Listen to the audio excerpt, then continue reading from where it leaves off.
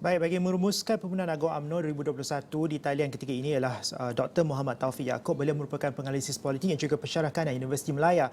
Dr. Muhammad Taufik, Dr. Muhammad, kalau kita lihat ya, daripada ketika ucapan dasar oleh Presiden dan juga kita juga mendengar ya penggulungan yang disampaikan bukan sahaja oleh Presiden tapi top 5 yang disebut tadi top 5 dan juga ketua-ketua sayap.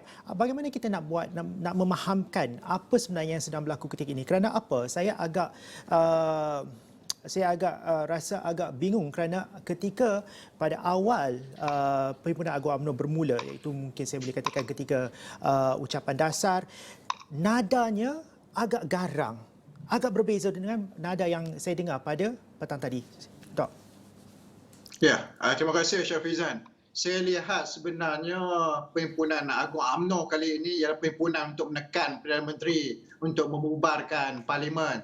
Jadi kita lihat secara keseluruhannya tak ada perkara baru pun dibincangkan dalam PAU kali ini. Hanya lebih kepada usaha untuk membawa perwakilan dan kemudiannya bersama-sama untuk menekan PM bagi membubarkan Parlimen.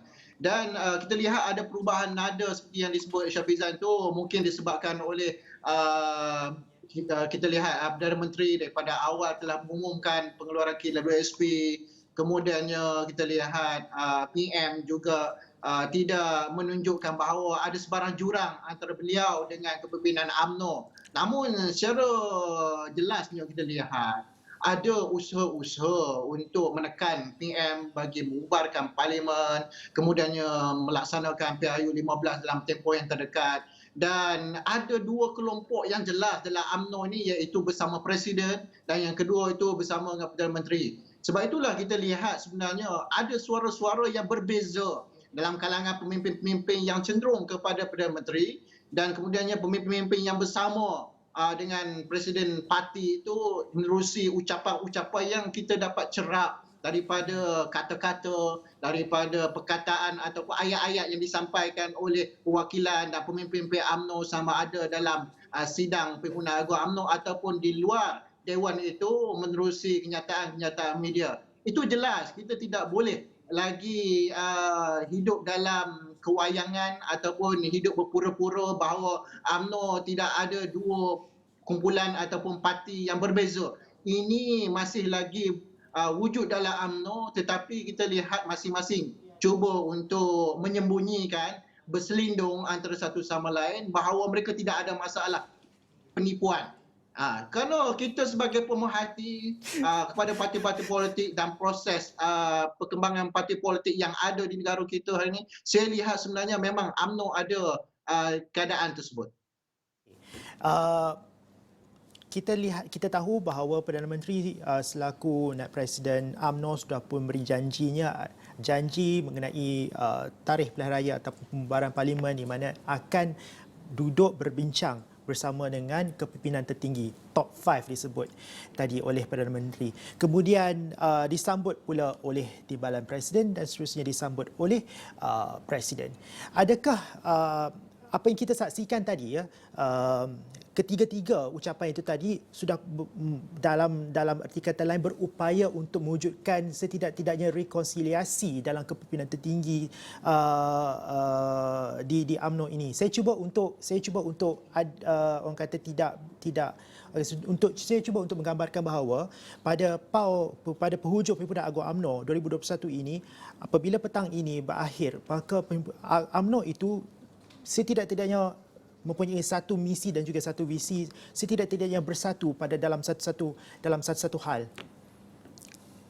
Ya, itu sebenarnya yang dimahukan oleh ahli-ahli UMNO. Tetapi saya tidak nampak keadaan tersebut berlaku untuk UMNO masuk dalam PRU 15 dengan penuh semangat, dengan penuh bersatu padu. Kerana kita lihat ada kumpulan yang sebenarnya mahu pemilihan diadakan sebelum PRU dan kemudiannya pemilihan selepas PRU. Dan walaupun sebenarnya kuasa Perdana Menteri untuk menasihatkan Seri Paduka Baginda Yang Agung mendapat perkenan baginda untuk membubarkan Parlimen, tetapi akhirnya beliau dalam konteks politik baru Ya, sebelum ini kita lihat Presiden UMNO iaitu Perdana Menteri, Pengurusi Barisan Nasional, Perdana Menteri. Tetapi selepas PIU 2018, kita lihat berlaku pertukaran Perdana Menteri, kemudiannya UMNO kembali sebagai Perdana Menteri, pemimpin UMNO itu menerajui kerajaan. Dan itu saya nampak menyukarkan ya kerja dan tugas Perdana Menteri untuk menyempurnakan keseluruhan kuasa yang ada pada beliau. Uh, Taufik, saya kena cut Dr. Taufik untuk memberi penjelasan lanjut dalam aspek itu kerana kita berbaki lagi 2 minit. Doktor, soalan terakhir saya, apa yang boleh jangkakan sejurus selepas ini, Doktor?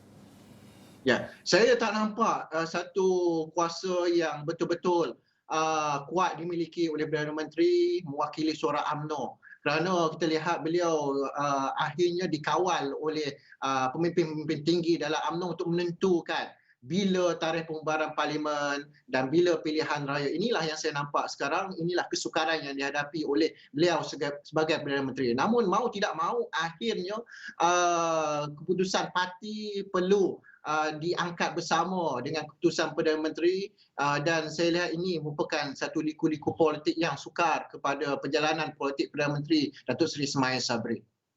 Nampaknya jalan masih lagi tidak, orang kata, jalan masih lagi berliku untuk politik negara ini, arena politik negara ini. Kita akan sama-sama saksikan apa yang akan terjadi selepas ini. Terima kasih banyak Dr. Muhammad Taufik Yaakob, penganalisis politik dan juga pensyarah kanan dari Universiti Melaya.